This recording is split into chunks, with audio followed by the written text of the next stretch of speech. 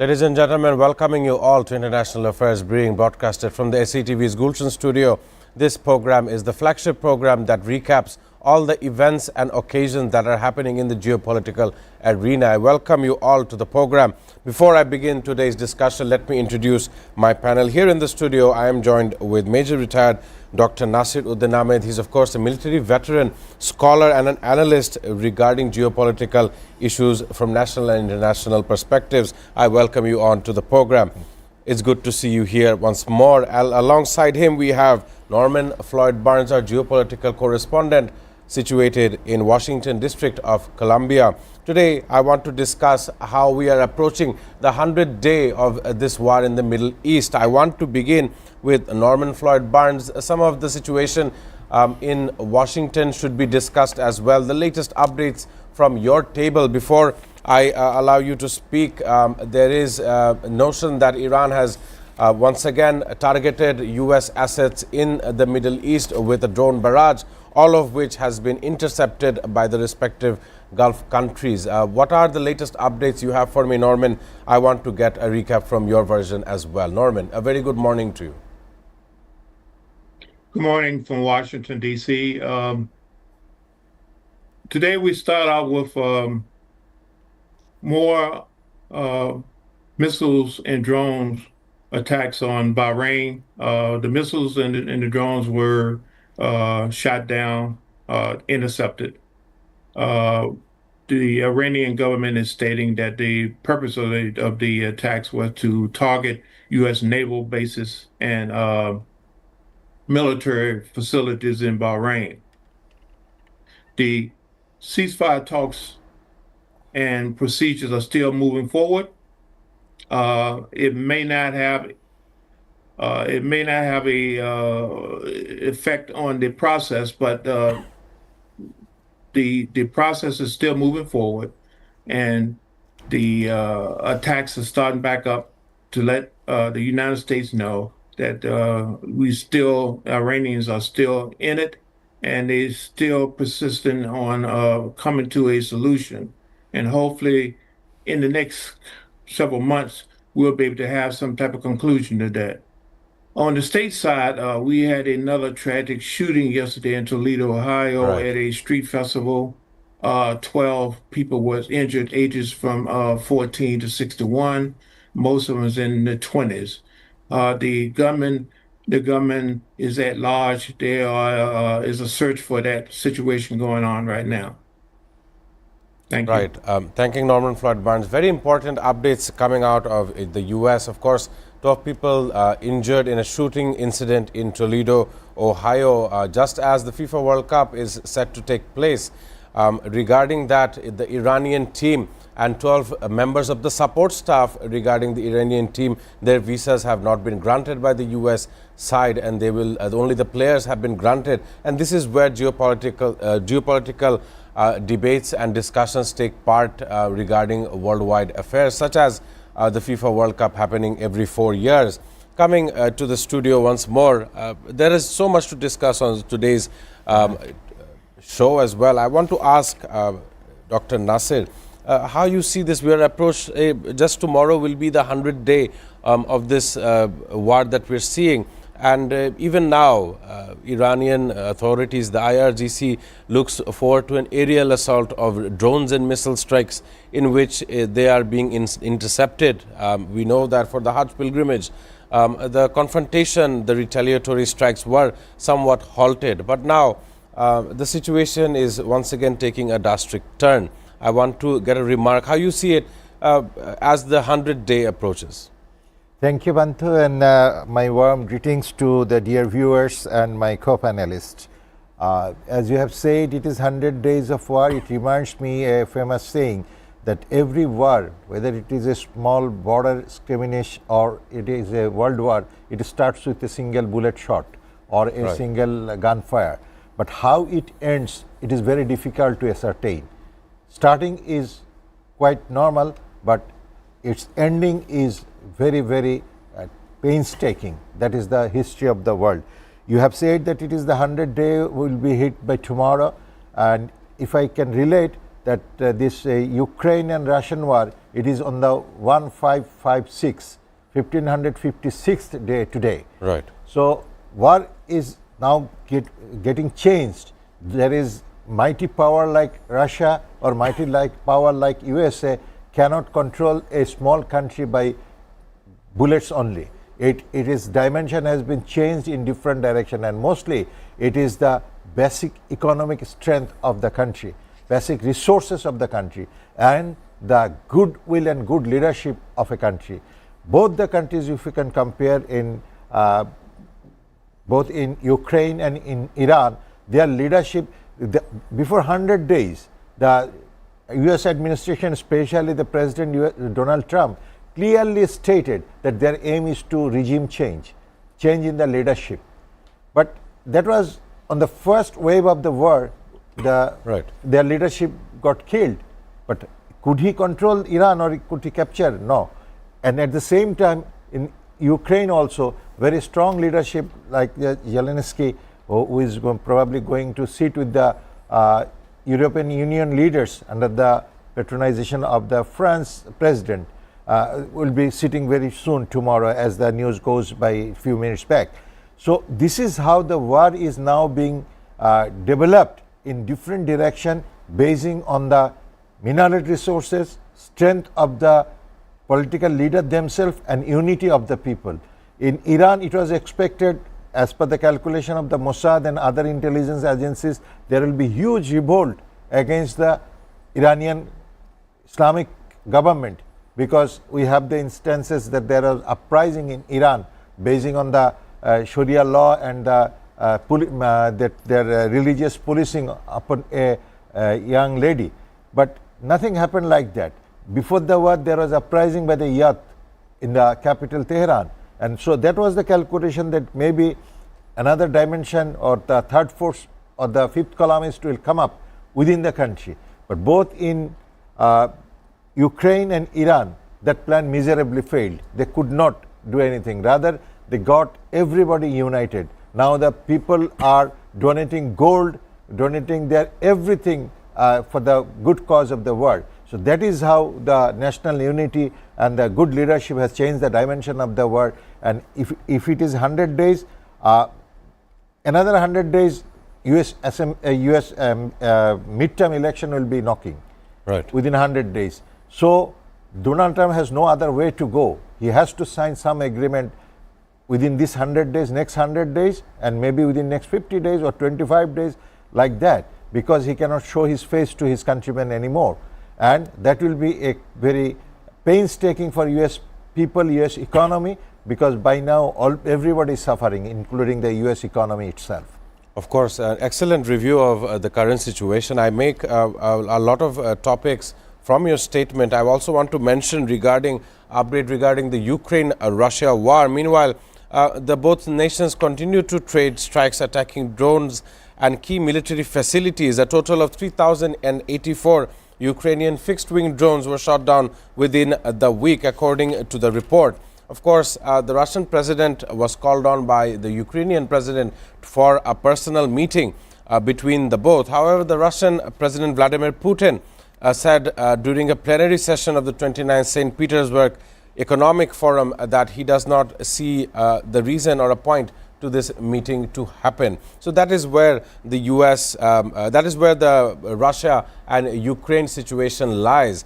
On the other hand, Donald Trump has been more or less away from the cameras for the time of a week as I make it. So I want to ask Norman Floyd Barnes in Washington, D.C., how do you see this as everyone is right now at a crossroads? We are seeing for the very first time a worldwide event like the FIFA World Cup happening in the backdrop of war and economic attrition between various nations. It's not only the US and the Middle East with Iran, it is also Russia and Ukraine.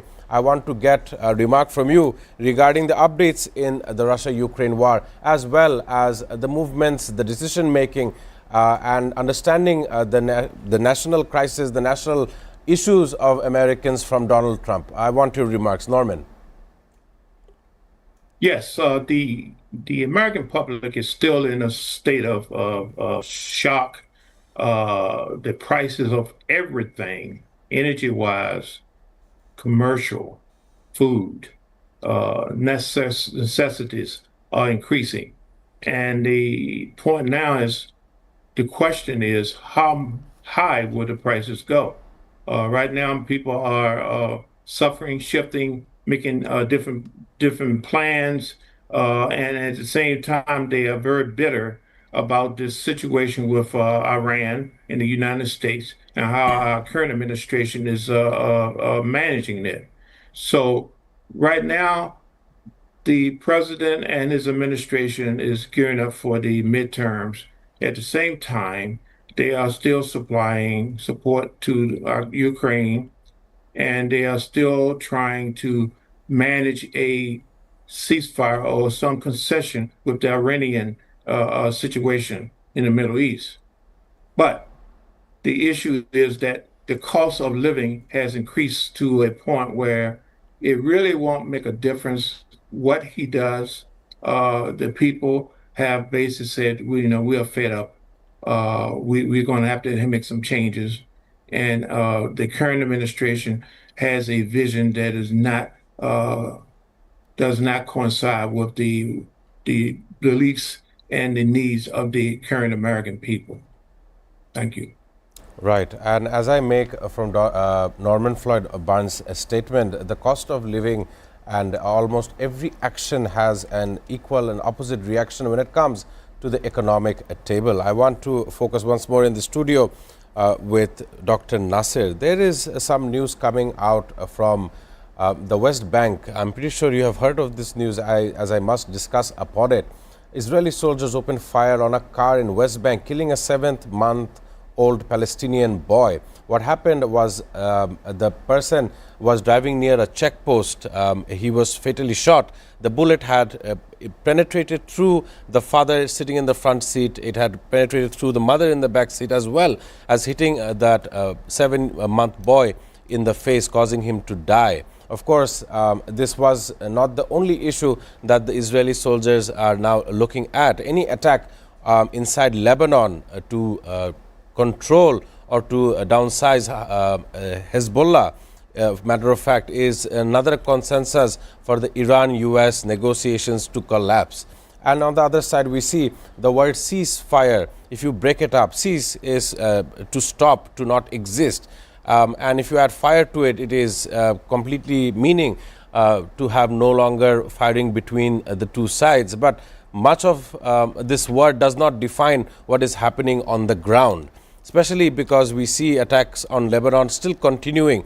And on the other side, Hezbollah seems to been underestimated to some point because they have been using FPV drones to attack Israeli strongholds as well.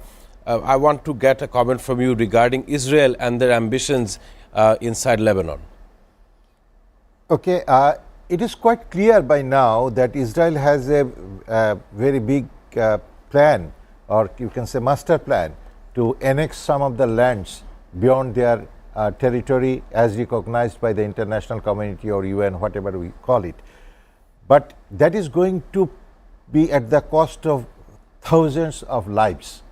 I can remember that thing that when the war broke out in Africa, where I went as the peacekeepers, the motivation of the opponents were that they are not human beings.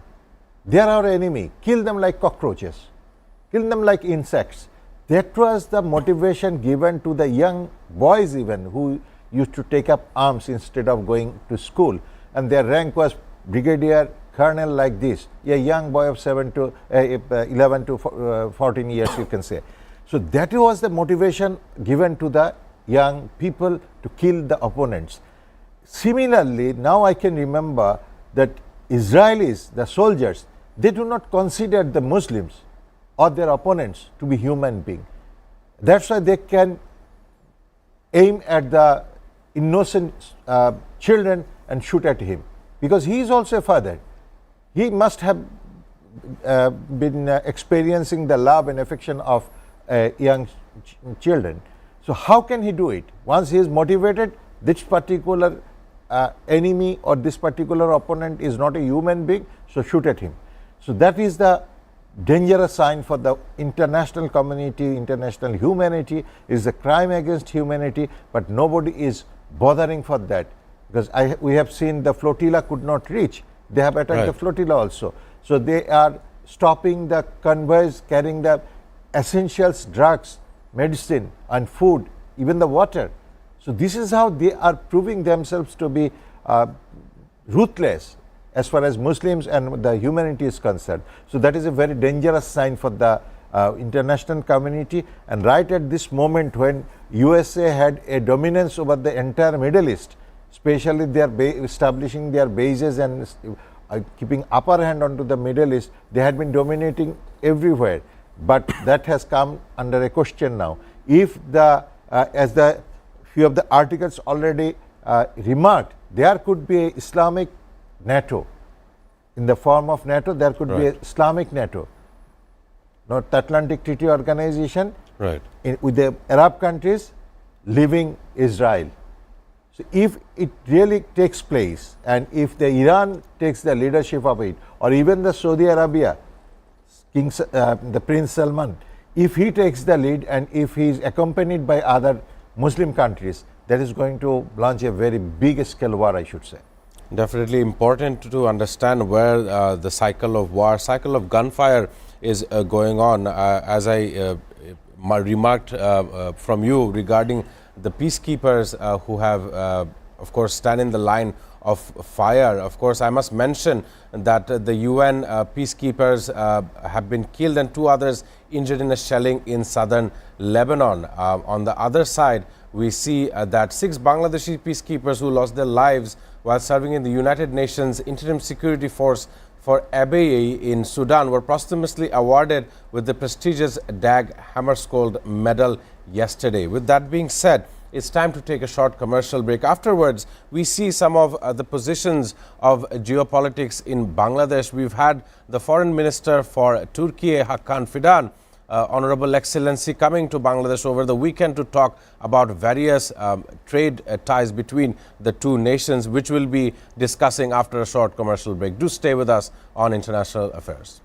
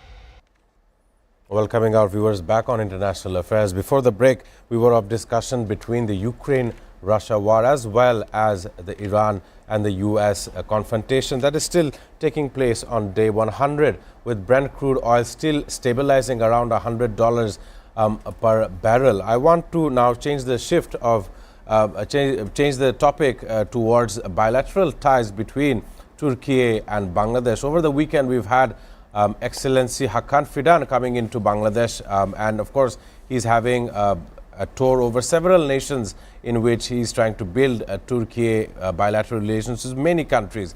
Here in Bangladesh, Honorable Foreign Minister has met his counterpart here in Bangladesh, Dr. Khalilur Rahman, as well as the Prime Minister Tariq Rahman. On the other side, he has not ignored the opposition that leads Bangladesh's parliament as well. So, meeting all the parties, there has been enormous developments, which includes joint production, military production. We know that the Turkish armed military complex is growing day by day, and that is what we should discuss. How can Bangladesh benefit from this kind of relationship? It is a time-tested friendship that has lasted decades, from the inception of Bangladesh before and today as well. I want to ask Dr. Nasser, there were talks regarding a special economic zone for Turkey as well, and we know we are also using their Bayraktar drones, surveillance drones, as of the recent days in the last decade or so. Want to get your know-how, because when we've seen the Pakistan-India face-off happening last year, one of the nations that were conflicting from India was Turkey, because of various military and of course regional developments that were taking place at that time back a year ago. But today the relationship has changed. You know, Bangladesh has taken an active role in geopolitics, whether it be sporting events in Europe, trying to beat San Marino football team, first in Bangladesh's history. If not them posting on social media that FIFA is run by Bangladesh. Although I must mention once again regarding Turkey and Bangladesh, how do you see them, these two nations' friendship coming into play? Again, this is a very significant development, I should say, because their foreign minister last visited Bangladesh, Turkish foreign minister, I believe it is more than 6 years ago. So within last 6 years, there was regime of the fallen government of Sheikh Hasina and also the interim government, but no significant delegation came from the Turkey to Bangladesh. And at the beginning of the, or you can say the within the 100 days or 100 plus days, the Turkish foreign minister has come to Bangladesh, and as we can see in the media that he had a good number of agendas which were very successful.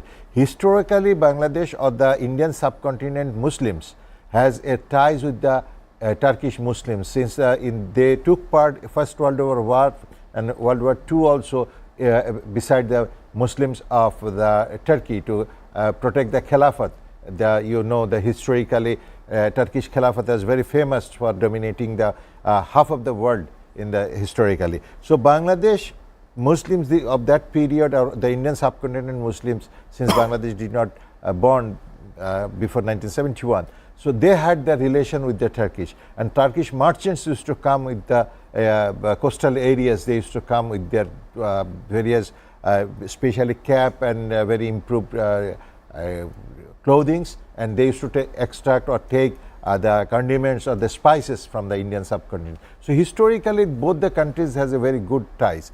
And as I served in the military, I have observed or I experienced that back in 1980s also, our officers used to go to Turkey. Turkish officers used to come to Bangladesh for their professional development courses. And the paratroopers of Bangladesh, some of the instructors, they were trained by the Turkish. So historically, we have a relation, and you know that when there is a military relation develops between two countries, always there is everything. So we import many things from the foreign countries in exchange of the foreign organized form.